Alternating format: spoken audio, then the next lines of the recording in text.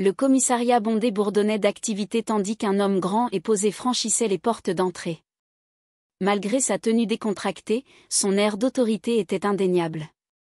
Cependant, son calme semblait détonner au milieu de l'énergie chaotique, sonneries de téléphone incessantes et agents se précipitant en tous sens.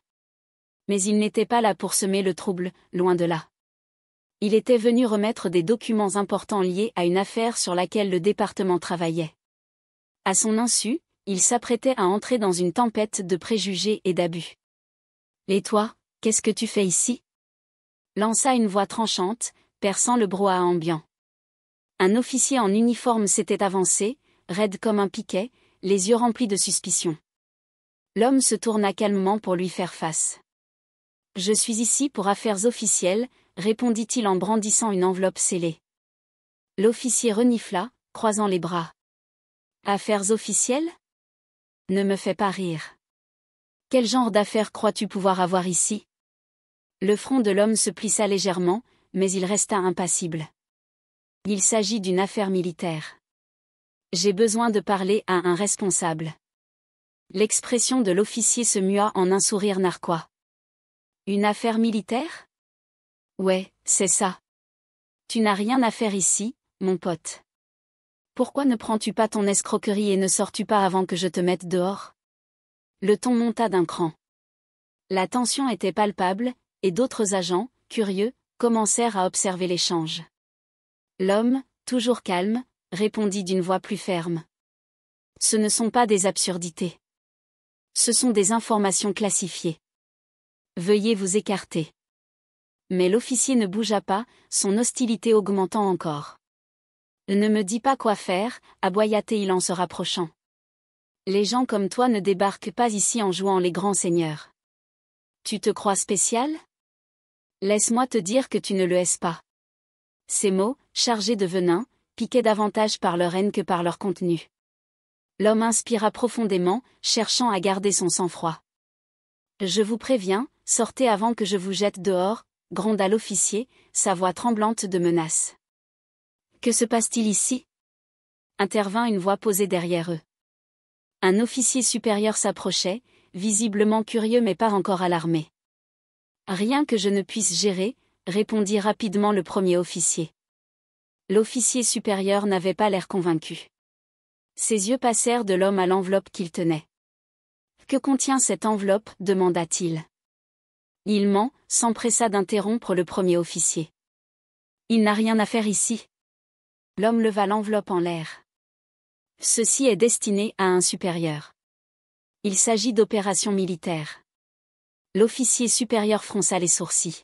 « Laissez-moi voir ça. » Avant que l'enveloppe ne puisse changer de main, le premier officier la lui arracha. « Des opérations militaires ?» ricana-t-il, en la retournant entre ses mains. « Plus probablement des absurdités inventées pour s'infiltrer ici. »« Rendez-la-moi, » dit l'homme, sa voix maintenant empreinte de frustration. « Et si je ne le fais pas ? Tu crois vraiment pouvoir entrer ici en jouant les importants ? Tu n'es personne, et je vais m'assurer que tu t'en souviennes. » Sans avertissement, l'officier le poussa violemment, le faisant trébucher en arrière. Un souffle de stupeur traversa les spectateurs, mais personne n'intervint. L'officier, enhardi, s'avança encore, un sourire cruel aux lèvres. « Quoi, rien à dire maintenant ?» se moqua-t-il. Puis, en un éclair, il lança un coup de poing droit vers la mâchoire de l'homme. La pièce se figea. L'homme chancela, mais resta debout. Lentement, il redressa son dos, portant une main à son visage. Son regard, calme mais chargé d'acier, se posa sur l'officier. « C'est tout ce que vous avez, » dit-il doucement. La suite est marquée par un retournement de situation qui laissera tous stupéfaits. Je pris un moment pour observer les médailles exposées dans un cadre en bois sur le mur. Elles n'étaient pas là pour se vanter, mais comme un rappel discret des années de service de Marcus Daniels au pays. Général décoré de l'armée américaine, Marcus était un homme aux principes inébranlables. Né et élevé dans le South Side de Chicago, il avait gravi les échelons non pas par chance, mais grâce à une discipline rigoureuse, une intelligence remarquable et une volonté indéfectible de réussir. Son parcours avait été tout sauf facile. Confronté à la discrimination, aux doutes et aux revers, il les avait affrontés avec dignité et persévérance. Aujourd'hui dans la quarantaine, Marcus incarnait une confiance tranquille. Sa stature imposante était adoucie par ses yeux bruns réfléchis et sa manière posée de parler. Respecté par ses pairs, adoré par ses subordonnés, il portait néanmoins les cicatrices de son passé. Les micro-agressions, le racisme flagrant et le besoin constant de faire ses preuves l'avaient marqué. En tant qu'homme noir en Amérique, même vêtu de l'uniforme de son armée, il n'avait jamais cessé de marcher sur une corde raide. Ce matin-là, Marcus s'était porté volontaire pour une tâche qui sortait de son cadre habituel, livrer en personne des documents stratégiques à un commissariat local. Ces documents devaient faciliter la coordination entre l'armée et les forces de l'ordre local pour une opération à venir. Bien qu'il ait pu déléguer cette mission, Marcus croyait au professionnalisme et à l'exemplarité, même lorsque ce professionnalisme n'était pas toujours réciproque. Pendant ce temps, dans ce commissariat bourdonnant d'activité, l'agent Thomas Gregson terminait sa 3e tasse de café. Gregson, un homme robuste de la fin de la trentaine, oscillait entre arrogance et conflit. Sa réputation était mitigée, certains collègues louaient son sang-froid dans des situations tendues, tandis que d'autres murmuraient sur ses préjugés incontrôlés et son tempérament colérique. Gregson avait grandi dans une petite ville à majorité blanche avant de déménager en ville. Ses idées préconçues, façonnées par un sentiment de supériorité et une méfiance envers ceux qui ne lui ressemblaient pas, persistaient. Le commissariat, typique dans son chaos ordonné, fourmillait de policiers allant et venant, de répartiteurs répondant aux appels et de civils attendant leur tour. Lorsque Marcus entra, sa présence imposante attira immédiatement l'attention. Même dans l'agitation ambiante, il se démarquait. Gregson, depuis son bureau, le remarqua immédiatement. Il plissa les yeux, déjà remplis d'hypothèses avant même que Marcus ne puisse parler. « Puis-je vous aider ?» lança Gregson, sa voix empreinte d'un ton tout sauf accueillant. Marcus s'approcha calmement du bureau, une enveloppe scellée en main. « Je suis ici pour remettre ces documents. Ils sont destinés à votre commandant. » Gregson croisa les bras, s'adossant à sa chaise. « Des documents de qui ? » « Du ministère de la Défense, » répondit Marcus, imperturbable, en tendant l'enveloppe. Gregson saisit l'enveloppe et la fit tourner dans ses mains comme pour en examiner l'authenticité. « Vous avez une pièce d'identité ? » Marcus fouilla dans sa poche et sortit sa carte militaire, qu'il tendit. Gregson y jeta un regard avant de ricaner. « C'est censé être quoi, ça ? Une blague ? Vous ne pouvez pas juste entrer ici et prétendre être militaire. N'importe qui peut fabriquer ça. » Marcus, surpris par le ton ouvertement hostile, resta calme. « Ce n'est pas une blague, » répondit-il avec fermeté.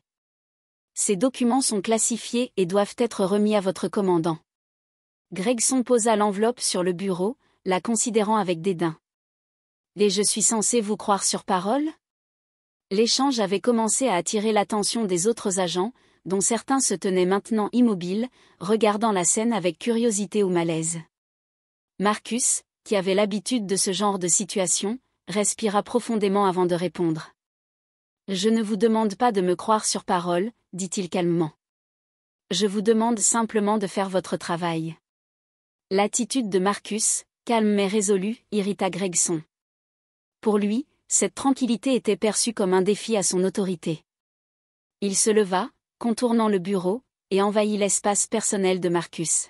« Vous ne pouvez pas débarquer ici en jetant votre poids comme si vous étiez quelqu'un d'important. » La tension dans la pièce était devenue palpable. Marcus croisa le regard de Gregson sans broncher. Sa voix était calme, mais son ton ne laissait aucune place au doute. « J'ai été patient. Ne me forcez pas à regretter cela. » Pour Gregson, Marcus n'était ni un général ni un héros décoré. À ses yeux, il n'était qu'un autre homme qui n'avait pas sa place ici, un homme qu'il était résolu à remettre à sa place. Ce qui avait commencé comme une simple livraison de documents prenait désormais une tournure bien plus lourde de conséquences. Marcus, qui avait consacré sa vie à défendre la justice, se retrouvait face à l'une de ces manifestations les plus laides. Lorsque Gregson éleva la voix pour affirmer sa domination, il ignorait à quel point il avait sous-estimé l'homme qui se tenait devant lui ou combien ses actions pourraient lui coûter. Le silence pesa lourdement sur le commissariat, la tension devenant presque palpable. Les spectateurs, agents et civils, regardaient avec une curiosité mêlée d'inconfort. Gregson fit un pas de plus, réduisant délibérément la distance entre lui et Marcus. « Soyons clairs, dit-il d'une voix dure, vous ne pouvez pas débarquer ici comme si cet endroit vous appartenait.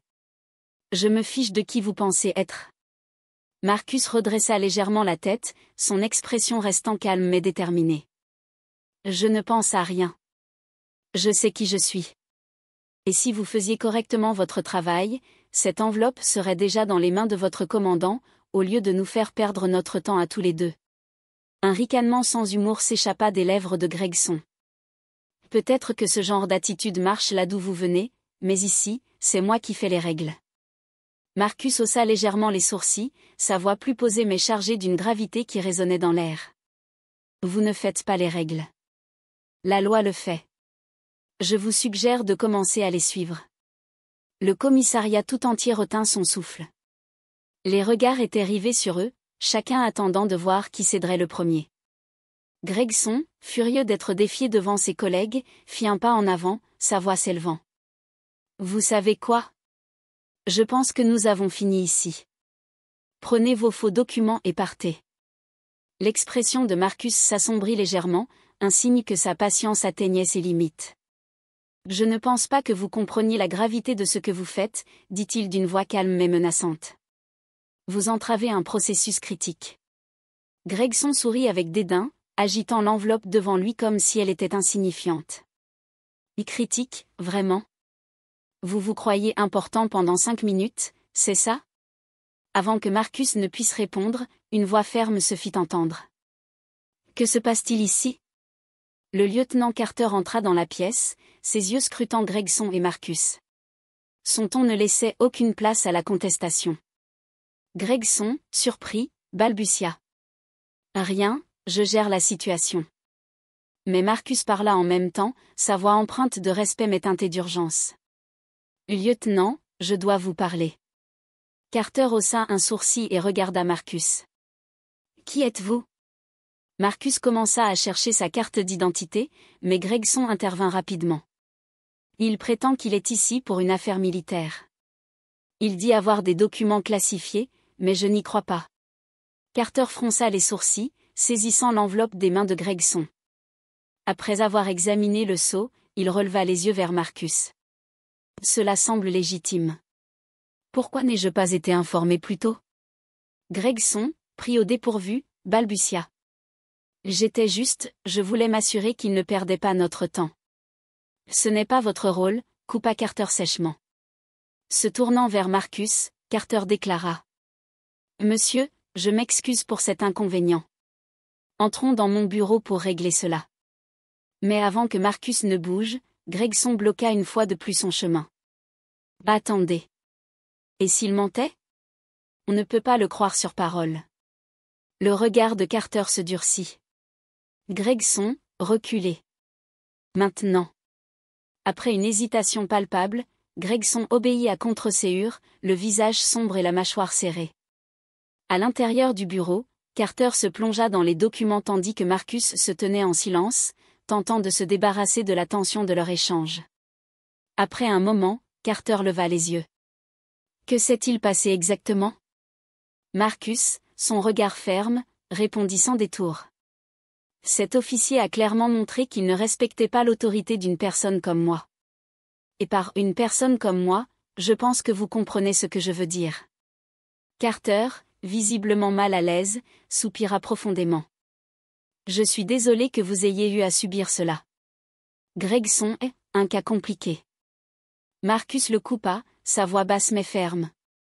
Non, ce n'est pas compliqué. Il est un danger. Carter le regarda longuement, comme pesant ses mots. Je vais m'occuper de Gregson. Concentrons-nous sur votre mission. Mais Marcus pouvait percevoir l'hésitation dans la voix de Carter. Ce n'était pas de l'indifférence, mais un système qui rendait plus simple de détourner les yeux plutôt que d'affronter le problème. En sortant du bureau, Marcus trouva Gregson près du bureau, les bras croisés et les yeux toujours chargés de ressentiment. Une tempête qui n'était pas encore passée. Peu importait ce que Carter disait, Marcus savait que cela ne suffirait pas à faire changer d'avis Gregson. La tension restait palpable alors qu'il quittait le commissariat, et la voix de Gregson, chargée de ressentiment, le rattrapa. « Ce n'est pas fini. » Marcus s'arrêta, tourna lentement la tête pour croiser son regard et répondit d'un ton calme, mais lourd de promesses. « Tu as raison. Ce n'est pas fini. » Ces mots résonnaient comme un avertissement. Lorsqu'il sortit enfin, la tension pesait sur ses épaules, comme un nuage d'orage sur le point d'éclater. Et lorsque cela arriverait, Marcus savait que rien ne serait plus pareil. Quelques jours plus tard, il revenait au commissariat. Sa démarche était déterminée, et son regard impénétrable. Cette fois, il n'apportait aucune enveloppe, seulement sa carte d'identité militaire bien visible à sa ceinture. Ce n'était plus une affaire de paperasse, mais une question de principe. À son entrée, les conversations se turent peu à peu. Des regards curieux et inquiets se tournèrent vers lui. Gregson, appuyé contre un bureau, releva la tête en le voyant. Sa posture se raidit immédiatement, et un air renfrogné s'installa sur son visage. « Qu'est-ce que tu fais ici » aboya-t-il en se redressant, bousculant le bureau devant lui. Marcus s'arrêta à quelques mètres, ses mains calmes le long de son corps. Il fixa Gregson avec un calme presque intimidant. « Je suis ici pour donner suite à notre dernière interaction, » dit-il d'une voix posée.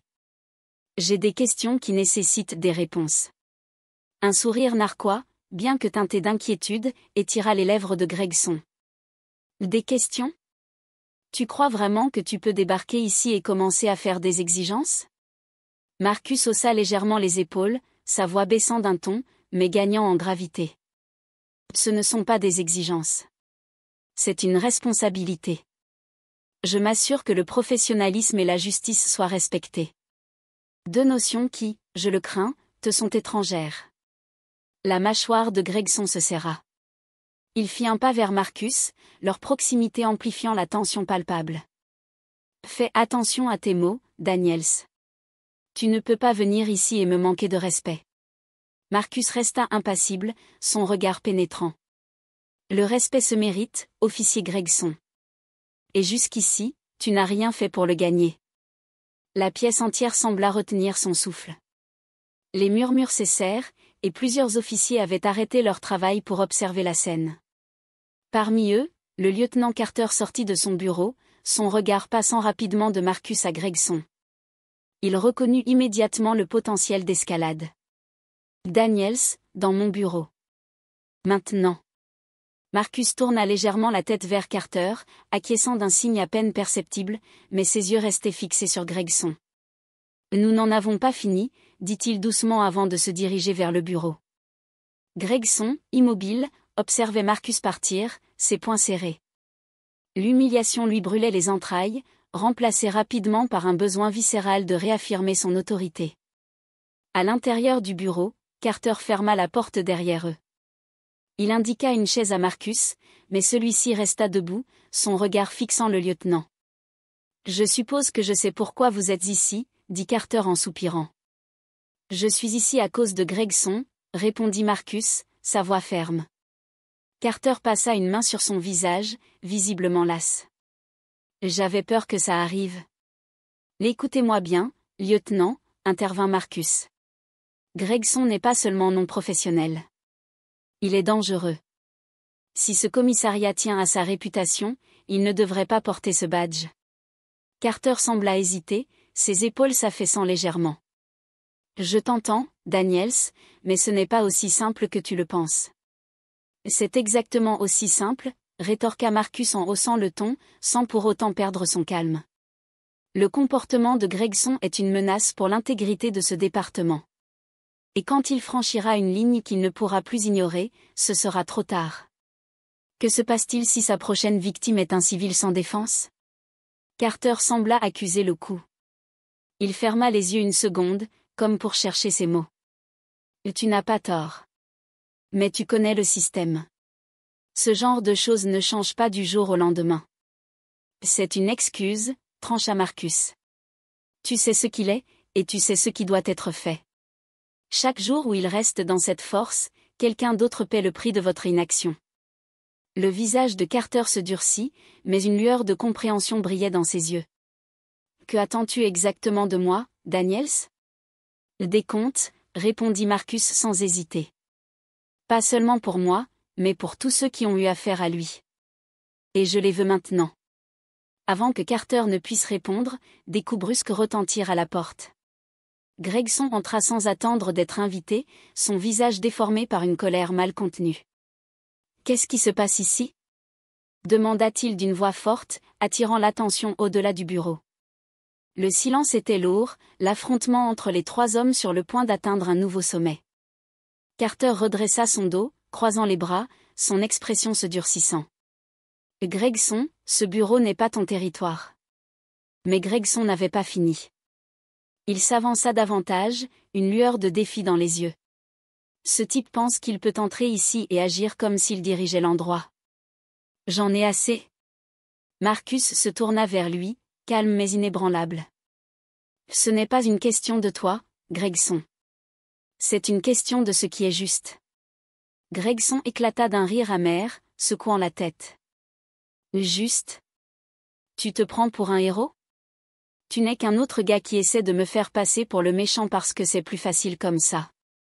Marcus soutint son regard sans ciller. Tu t'es mis dans cette situation, Gregson. Il est temps d'en assumer les conséquences. Le visage de Gregson vira au rouge. Pendant un instant, on aurait dit qu'il allait exploser, mais Carter s'interposa entre les deux hommes. Et ça suffit. Aboya-t-il, d'une voix tranchante. Gregson recula d'un pas, la mâchoire serrée, mais Carter n'avait pas fini. Il le fixa d'un regard glacial. Sors de mon bureau. Maintenant. Gregson hésita, sa fierté luttant contre son jugement, mais il finit par tourner les talons, claquant violemment la porte derrière lui. Carter soupira profondément, passant une main sur son front. Tout ça est un gâchis, murmura-t-il. Marcus croisa les bras, son regard toujours ferme. Ce n'est pas nécessairement le cas. Vous avez le pouvoir de réparer ça. La question est, le ferez-vous? Carter ne répondit pas immédiatement, le poids de cette décision se lisant sur son visage. Mais les paroles de Marcus semblaient avoir trouvé un écho. Pendant ce temps, à l'extérieur, Gregson faisait les 100 pas près de son bureau, ses poings se serrant et se desserrant. Il pouvait sentir les regards sur lui, des jugements silencieux venant de ses collègues. Mais loin de l'apaiser, cela alimentait son indignation. Comment cet homme ose-t-il? Marmonna-t-il à lui-même. Quand la porte du bureau de Carter s'ouvrit enfin, tous les regards se tournèrent vers les deux hommes qui en sortaient. Carter semblait tendu, la mâchoire serrée, tandis que Marcus conservait un calme imperturbable. Gregson les interpella, sa voix chargée de sarcasme. « Alors, vous avez quelque chose à partager avec nous, ou vous allez continuer à chuchoter derrière des portes closes comme des lâches ?» Carter le fusilla du regard. Gregson baisse d'un ton avant de creuser encore plus profond. Mais Gregson n'écoutait pas. Ses yeux étaient rivés sur Marcus. « Toi, tu crois vraiment que tu es meilleur que tout le monde ici ?» Marcus se tourna lentement vers lui, ses yeux durs comme l'acier. « Ce n'est pas une question de qui est meilleur. C'est une question de responsabilité, quelque chose que tu ne comprends manifestement pas. » Gregson rit, un ricanement amer. « Responsabilité ? C'est riche, venant d'un gars qui débarque ici, bombant le torse et s'attendant à ce que tout le monde s'incline. » Je n'ai jamais demandé à qui que ce soit de s'incliner, répliqua Marcus, sa voix calme mais chargée de fermeté. Ce que j'attends, c'est du respect, pour moi, pour cet uniforme, et pour les principes qu'il représente. Le ricanement de Gregson se fit plus nerveux. L'uniforme ? Oh, donne-moi une pause. Tu crois que ton grade te rend intouchable ? Ce n'est pas une question de grade, répondit Marcus, sa voix s'élevant légèrement pour s'imposer. C'est une question de la façon dont des gens comme toi abusent de leur autorité sans craindre les conséquences. La pièce entière était tombée dans un silence pesant. Tous les regards étaient rivés sur eux. Les mots de Marcus résonnaient comme un coup de tonnerre, tranchant à travers la tension. « Tu ne sais rien de moi », grogna Gregson, sa voix tremblant sous le poids de sa rage contenue. « Tu ne sais pas ce que j'ai dû traverser dans ce travail. Et tu penses que cela justifie ton comportement, répondit Marcus sans ciller. Tu crois que tes difficultés te donnent le droit de rabaisser et de maltraiter les autres? Gregson ouvrit la bouche, mais Carter intervint, sa voix résonnant comme un coup de marteau. Ça suffit. Tous les regards se tournèrent vers lui alors qu'il avançait, imposant un calme lourd dans la pièce. Il fixa Gregson avec froideur. Tu as franchi la ligne pour la dernière fois, Gregson. Gregson resta interdit, son visage alternant entre confusion et colère. De quoi tu parles? Vous prenez son parti maintenant, après tout ce que j'ai fait pour ce département? Il ne s'agit pas de prendre parti, répondit Carter, sa voix implacable. Il s'agit de te tenir responsable de tes actes. Tu as agressé un homme dans ce commissariat.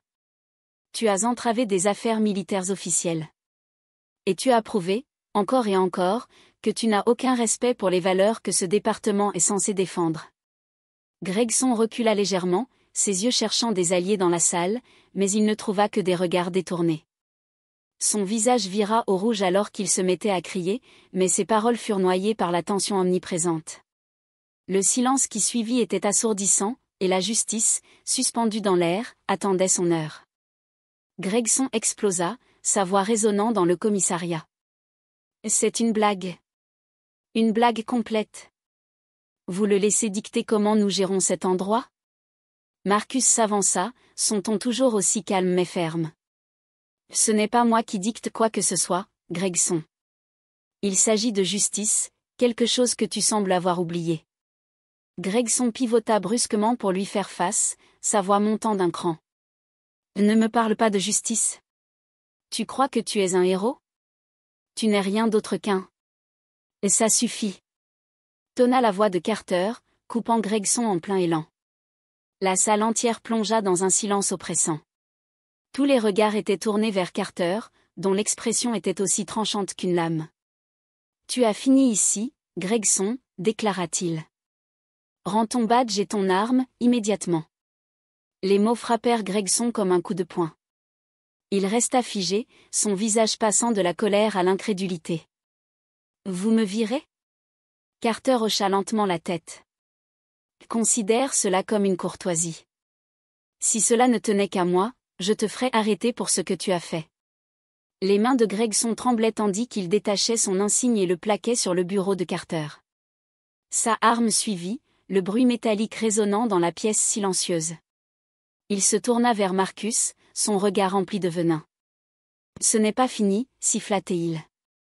Tu crois que tu as gagné? Tu te trompes. Marcus ne flancha pas. Il fixa Gregson avec une détermination inébranlable. Il ne s'agit pas de gagner. Il s'agit de faire ce qui est juste. Gregson sortit en trombe du commissariat, la porte claquant derrière lui, le son résonnant comme un point final. La pièce resta figée dans un silence pesant, chaque personne digérant ce qu'elle venait de voir. Carter se tourna vers Marcus, son expression s'adoucissant légèrement. « Merci », dit-il simplement. « Vous vous êtes levé pour défendre ce qui est juste. » Marcus hocha la tête. Il ne s'agit pas seulement de se lever. Il s'agit de s'assurer que les choses changent. Ils se serrèrent la main, un moment de résolution se scellant entre eux. Mais Marcus savait que ce n'était qu'un début. La justice n'était pas une destination, c'était un combat constant. Le lendemain, l'histoire éclata dans les médias locaux. Un journaliste avait entendu parler de la confrontation et un reportage détaillé sur Gregson et son renvoi fut diffusé. Les archives révélaient un historique troublant de plaintes contre lui, alimentant un débat houleux sur la responsabilité des forces de l'ordre. À l'intérieur du commissariat, les tensions montèrent. Les affaires internes lancèrent une enquête, fouillant les dossiers et interrogeant les officiers. Beaucoup commencèrent à se demander si leur silence les avait rendus complices. Carter convoqua une réunion dans la grande salle de conférence, rassemblant tous les membres du département. L'atmosphère était lourde, chargée de non-dits. Carter, debout devant eux, commença d'une voix ferme mais posée. « Nous devons parler de ce qui s'est passé hier, et de ce qui se passe depuis bien trop longtemps, déclara-t-il. La pièce était silencieuse, chaque regard fixé sur lui. Il continua, ses mots pesant lourd dans l'air. Le comportement de Gregson n'était pas un incident isolé. C'était le symptôme d'un problème plus vaste. Un problème que nous avons tous ignoré, que ce soit par nos actions ou par notre silence. Et cela s'arrête maintenant. Un murmure parcourut l'assemblée. Certains acquiescèrent lentement, tandis que d'autres bougèrent inconfortablement sur leur siège. Carter ne lâcha pas son regard. Je ne suis pas ici pour pointer du doigt. Je suis ici pour clarifier une chose, les choses vont changer. Le message était clair. Le silence complice ne serait plus toléré, et un nouveau chapitre venait de commencer pour ce commissariat. La réunion se poursuivait, et l'atmosphère était à la fois lourde et remplie d'espoir. Carter, se tenant à l'avant de la salle, achevait son discours. La responsabilité commence par nous. Si nous voulons reconstruire la confiance avec cette communauté, nous devons nous conformer à des normes plus élevées. À l'arrière de la salle, Marcus observait en silence. Invité en signe de transparence, il écoutait chaque mot de Carter, respectant de plus en plus cet homme qui, bien que loin d'être parfait, essayait de changer les choses. Après la réunion, plusieurs officiers s'approchèrent de Marcus. Certains lui adressèrent des remerciements, leur regard mêlant culpabilité et gratitude. « Merci d'avoir pris la parole. »« D'avoir tenu bon », murmura l'un d'eux. Ce n'était pas grand-chose, mais pour Marcus, c'était un début. Cependant, il était clair que tout le monde ne partageait pas cette volonté de changement. Un petit groupe d'officiers, restés en retrait, affichait une hostilité à peine voilée. Parmi eux se trouvait l'officier Reynolds, un ami proche de Gregson. Bien qu'il soit moins provocateur que ce dernier, sa loyauté aveugle l'empêchait de voir la vérité. Après la réunion, Reynolds aborda Carter d'un ton accusateur. « Vous pensez vraiment que virer Gregson va tout arranger » lâcha-t-il, sa voix basse mais lourde de colère. Carter croisa son regard, impassible. « Ce n'est pas une question d'arranger les choses, Reynolds. C'est une question de faire ce qui est juste. » Reynolds eut un rire amer. « Continuez à vous raconter ça. » Puis il tourna les talons, laissant Carter soupirer profondément. La route vers le changement était claire, mais loin d'être facile. Pendant ce temps, Marcus redoublait d'efforts pour transformer l'incident en une opportunité de changement. Il contacta des dirigeants communautaires, organisa des réunions et prit la parole lors de forums publics. Il racontait son histoire non pas pour susciter de la sympathie, mais pour inspirer des actions concrètes. Cependant, à mesure que son message se propageait, il commença à recevoir des menaces anonymes. Des courriels et des lettres lui ordonnaient de reculer. Marcus les partagea avec Carter, qui ouvrit immédiatement une enquête. « Ces menaces ne sont qu'un signe que nous faisons quelque chose qui dérange, » dit Marcus calmement. Carter acquiesça, mais il voyait bien le poids que portait Marcus. Quelques jours plus tard, Marcus entra dans le commissariat, son pas régulier résonnant dans les couloirs. L'ambiance avait changé. Les conversations étaient chuchotées, et les regards suivaient Marcus jusqu'au bureau de Carter. Carter, debout près de son bureau, leva les yeux lorsqu'il entra. « Daniels, dit-il en faisant un signe de tête. Je ne t'attendais pas aujourd'hui. » Marcus s'assit calmement, croisant les mains sur ses genoux. J'ai pensé qu'il était important de faire un point.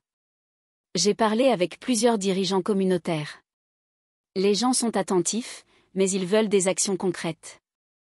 Carter hocha la tête, fatigué. Je sais. Les journalistes appellent sans arrêt, et mes supérieurs craignent que cette enquête ne leur explose au visage. Marcus le regarda, son ton ferme. Ce n'est pas une question d'enquête. C'est une question de confiance. Si ce commissariat veut réellement reconstruire sa relation avec la communauté, il doit aller au-delà du simple contrôle des dégâts. Carter, visiblement ébranlé, détourna un instant les yeux. « Tu penses que je ne le sais pas ?» répondit-il finalement, sa voix basse. « J'ai passé 20 ans dans cet uniforme, à essayer de faire ce qui est juste. Mais le système, il n'est pas conçu pour que des hommes comme Gregson répondent de leurs actes. Il est conçu pour les protéger. » Marcus le fixa, déterminé. « Alors changeons le système. » Leur échange fut interrompu par un coup à la porte. L'officier Reynolds entra, son expression tendue. Ses yeux vacillèrent brièvement vers Marcus avant de se fixer sur Carter. « Lieutenant, nous devons parler. » Carter fronça les sourcils. « Qu'est-ce que c'est, Reynolds ?» Reynolds prit une inspiration, baissant légèrement la voix. « C'est à propos de Gregson. Il parle à des gens. Il prévoit de déposer une plainte contre vous. » Le silence s'abattit dans la pièce, mais Marcus ne sembla pas surpris. Il posa un regard appuyé sur Carter. « Peu importe ce qu'il prévoit, » dit Marcus, « c'est une distraction. Le vrai combat, c'est ici. » Carter acquiesça lentement. Les fissures dans le système étaient maintenant visibles pour tous. Mais les réparer demanderait du temps, des efforts et une détermination sans faille. Carter laissa échapper un soupir en se frottant les tempes, visiblement épuisé. Bien sûr qu'il va se battre. Quel est son angle ? Reynolds hésita, lançant un regard incertain vers Marcus avant de répondre. Il prétend que c'était un licenciement abusif. Il dit qu'on ne lui a pas donné une chance équitable de se défendre. La mâchoire de Marcus se serra, mais il resta silencieux, laissant Carter gérer la situation. Ce dernier secoua la tête, l'expression frustrée. « Gregson a eu toutes les chances, dit-il, sa voix montant légèrement. Il a été licencié parce qu'il avait franchi la ligne à plusieurs reprises. S'il veut contester, il est libre d'essayer. » Reynolds se tortillait, visiblement mal à l'aise. Il y a autre chose, il prétend aussi que tout cela était un coup monté. Que Daniels l'a provoqué. Marcus plissa les yeux, sa voix basse et mesurée. « Je l'ai provoqué ? Tu étais là, Reynolds. Tu as vu ce qui s'est passé. » Reynolds croisa le regard de Marcus, son expression illisible. « Je ne fais que transmettre ce qu'il dit. » Carter, furieux, frappa la paume de sa main sur son bureau, faisant sursauter les deux hommes. Gregson peut dire ce qu'il veut. Les faits parlent d'eux-mêmes. Reynolds hocha la tête brièvement avant de quitter la pièce, laissant Carter et Marcus seuls. Un silence pesant s'installa, comme un brouillard épais. Carter finit par briser le silence, sa voix fatiguée. « Ce n'est pas fini. Gregson est peut-être hors du département, mais il ne va pas partir tranquillement. » Marcus hocha la tête. « Je m'attendais à ce qu'il ne le fasse pas. » Carter fixa Marcus, son expression se radoucissant légèrement. « Tu as déjà fait plus pour ce commissariat en quelques jours que beaucoup d'entre nous en des années. Mais, pourquoi es-tu encore ici ? Tu as fait ta part. Tu ne nous dois rien. » Marcus s'inclina légèrement en avant, son regard déterminé. « Ce n'est pas seulement à propos de Gregson. C'est à propos de tous les officiers qui se sont tués et n'ont rien fait. C'est pour les civils maltraités, ignorés. Ce combat n'est pas terminé. Et je ne vais pas m'en détourner. » Carter hocha lentement la tête, un respect sincère se lisant dans ses yeux. « Sache juste que ce chemin ne devient pas plus facile. » Marcus répondit calmement. « Je ne cherche pas la facilité. Je cherche la justice. » Leur échange fut interrompu par des voix élevées venant de l'open space. Les deux hommes se levèrent, leurs expressions s'aiguisant. Lorsqu'ils entrèrent dans la pièce principale, ils virent un groupe d'officiers rassemblés autour d'un homme. Ce dernier, visiblement un civil, semblait à bout de nerfs. « Je ne partirai pas tant que quelqu'un ne m'écoutera pas !» cria-t-il, ses poings serrés. Carter s'avança, son ton calme mais autoritaire. « Que se passe-t-il ici ?» L'homme se tourna brusquement vers lui, ses traits mélangeant colère et désespoir. « Je suis venu signaler un incident, mais on me traite comme si j'étais le problème. » Carter lança un regard dur aux officiers, qui détournèrent les yeux, gênés. « Venez avec moi. Nous allons en parler dans mon bureau, » dit-il, faisant signe à l'homme de le suivre. En passant près de Marcus, l'homme murmura. « Ça vous est déjà arrivé, n'est-ce pas ?» Marcus hocha la tête légèrement, mais resta silencieux. Dans le bureau, l'homme raconta son histoire. « Un de vos officiers m'a arrêté la semaine dernière. Il disait que mon feu arrière était éteint. Mais ce n'était pas ce qui l'intéressait. Il n'arrêtait pas de me poser des questions, où j'allais, ce que je faisais. Comme si je n'avais pas le droit de conduire dans mon propre quartier. » Le visage de Carter s'assombrit. Vous souvenez-vous du nom de cet officier? L'homme secoua la tête. Non. Mais il avait cette façon de me regarder, comme si j'étais coupable juste d'être là. Marcus, immobile, serra les dents. Cette histoire, il l'avait entendue trop de fois. Carter soupira profondément. Je suis désolé pour ce qui s'est passé. Je vais m'assurer que cette affaire soit examinée. L'homme hocha la tête, visiblement sceptique mais résigné, avant de quitter le bureau. Alors que Marcus quittait à son tour le bureau, son téléphone vibra dans sa poche. Il jeta un œil à l'écran. Un message anonyme s'y affichait. « Tu n'as pas ta place ici. » Par avant qu'il ne soit trop tard. Marcus glissa le téléphone dans sa poche, sa résolution se renforçant. Il n'allait nulle part. Le juge parcourut une dernière fois les éléments du dossier avant de rendre son verdict. Ce tribunal conclut que le licenciement de l'officier Thomas Gregson était justifié. Les preuves accablantes incluent des abus d'autorité, des comportements discriminatoires et une entrave aux fonctions officielles. L'allégation de licenciement abusif est rejetée. Un soupir collectif parcourut la salle. L'expression confiante de Gregson s'effondra sous le poids de la décision. Mais le juge n'en avait pas fini. De plus, le tribunal recommande que cette affaire soit renvoyée aux autorités compétentes pour une éventuelle enquête criminelle concernant les actions du plaignant durant son service. Gregson se figea, les yeux écarquillés de panique. Son avocat murmura frénétiquement à son oreille, mais le mal était fait. Ce n'était plus seulement une question de perdre son procès, Gregson faisait désormais face à des accusations potentielles qui pourraient anéantir tout ce qui lui restait. Marcus ne célébra pas la décision. Il ne cherchait pas la chute d'un homme, mais la réparation d'un système. Pour lui, la justice ne devait jamais être une revanche, mais un mécanisme de réparation et de prévention. À l'extérieur du palais de justice, une foule s'était rassemblée. Des leaders communautaires, des militants et des citoyens tenaient des pancartes et scandaient des slogans appelant à la responsabilité et à la réforme. Marcus fut accueilli par des applaudissements nourris alors qu'il franchissait les marches. Il serra des mains, échangea des mots d'encouragement et promit de continuer à se battre pour le changement. À l'intérieur du commissariat, des réformes prenaient forme. Sous l'impulsion de Carter, un programme complet de changement était lancé. Des dirigeants communautaires et des consultants externes collaboraient pour instaurer une culture de transparence et de responsabilité. Les agents résistants au changement faisaient face à une surveillance accrue, tandis que ceux prêts à progresser devenaient des leaders de la transformation. Même l'agent Reynolds, autrefois loyal à Gregson, dut faire face à sa propre complicité. Voyant la chute de son ancien mentor, il demanda un transfert vers un programme de sensibilisation communautaire. Ce n'était pas une rédemption immédiate, mais un pas important vers un avenir meilleur.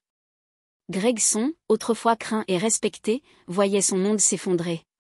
Ses tentatives de rallier des soutiens parmi ses anciens collègues échouaient, tandis que son nom devenait synonyme de honte et d'abus de pouvoir.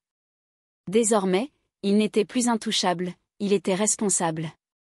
Pour Marcus, ce chapitre marquait un tournant. Ce qui avait commencé comme une simple lutte contre l'injustice locale s'était transformé en un mouvement national. Devenu un orateur et un défenseur des réformes systémiques, Marcus jonglait entre ses nouvelles responsabilités et son engagement militaire. Il veillait à incarner les valeurs qu'il prônait. Un soir, assis dans son modeste bureau, il parcourut des lettres et des emails de soutien, envoyés par des inconnus inspirés par son parcours. Parmi eux, une note de Carter. « Merci pour votre détermination inébranlable. Vous m'avez appris que le courage et l'humilité peuvent véritablement changer un système. » Marcus esquissa un sourire, non par fierté, mais par espoir. Ces moments lui rappelaient que le changement était possible, même si le chemin restait ardu. Cette histoire dépasse Marcus ou Gregson. Elle incarne une lutte plus vaste, celle pour la justice, la responsabilité et l'équité. Elle nous rappelle que se dresser contre les abus et les préjugés, même lorsque cela semble risqué ou inconfortable, est un acte essentiel pour construire un monde meilleur. Avez-vous déjà été confronté à une situation où vous avez dû défendre ce qui était juste, même au prix d'un grand défi? Ou avez-vous été témoin d'un moment où prendre la parole aurait pu faire la différence? Partagez vos réflexions dans les commentaires ci-dessous. Nous serions ravis de connaître vos points de vue.